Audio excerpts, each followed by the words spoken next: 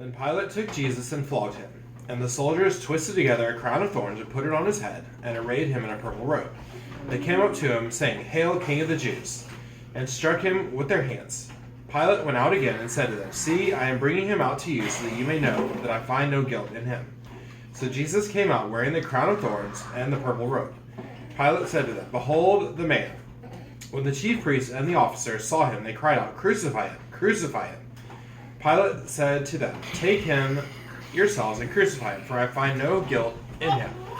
The Jews answered him, "We have a law, and according to that law he ought to die, because he has made himself the Son of God."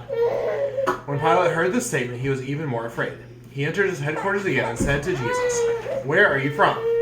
But Jesus gave him no answer. So Pilate said to him, "You will not speak to me? Do you not know that I have authority to release you and authority to crucify you?"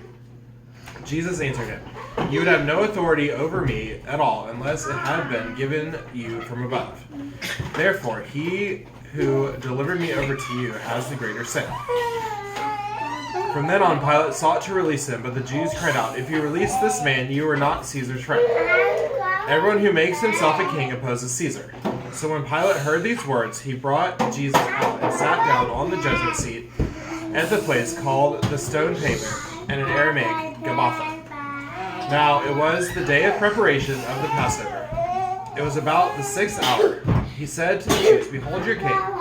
They cried out, "Away with him! Away with him! Crucify him!" Pilate said to them, "Shall I crucify your king?" The chief priests answered, "We have no king but Caesar." So he delivered him over to them to be crucified. This is the word of the Lord. Thanks be to God.